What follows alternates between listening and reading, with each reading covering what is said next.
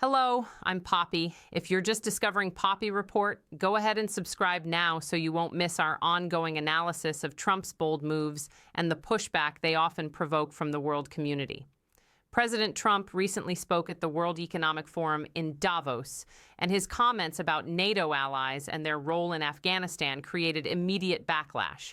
In an interview, he suggested that troops from partner nations had largely stayed away from the real fighting, remaining a little back and off the front lines, while American forces carried the main load. He went further, claiming the United States had never truly needed NATO support and hadn't asked much from its allies.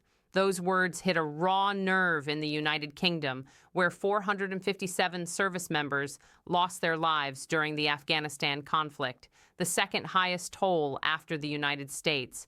Many more returned with life-changing injuries. The suggestion that British and other allied troops avoided danger felt like a direct insult to their sacrifices and to the families who still grieve. British Prime Minister Keir Starmer wasted no time in responding. He called the remarks insulting and frankly appalling.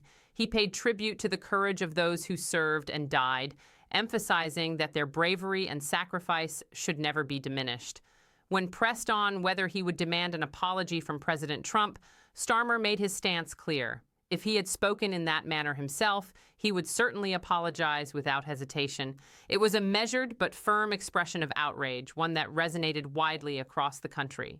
The response didn't stop there.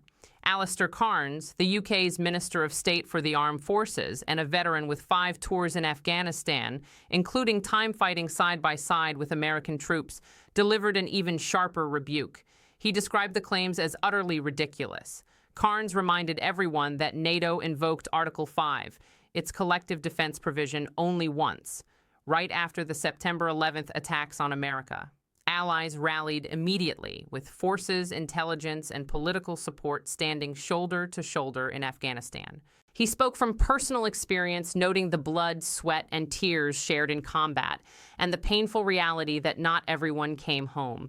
Those bonds, forged under fire, protect shared interests and democracy itself. In a powerful gesture, he invited anyone who believed Trump's characterization to sit down with him, fellow veterans, their families, and especially those who lost loved ones serving both nations, perhaps over a whiskey to hear the real stories. Cairns also pointed to history, recalling that on D-Day in World War II, more British troops landed than from any other nation. It was an Allied effort that succeeded because partners stood together as equals. He shared 2 key lessons. There's nothing worse than trying to operate without allies, and when you do work together, it's never above or below, always side by side. This direct, grounded pushback from a decorated veteran stood in stark contrast to the original remarks. It highlighted real strength, dedication, shared risk, and respect for those who served. For many observers, it turned what might have been a routine provocation into a moment that exposed the gap between rhetoric and lived experience. The swift and unified reaction from UK leaders and veterans caught attention far beyond Britain, underscoring how deeply such comments landed among allies who have long stood with the United States. It left President Trump's day and perhaps his narrative significantly disrupted. This is Anthony Vincent Galalo for Occupy Democrats. If this breakdown of the exchange matters to you, hit that like button and subscribe to stay connected. Your support helps keep independent analysis like this going and pushes back against efforts to weaken alliances and divide partners.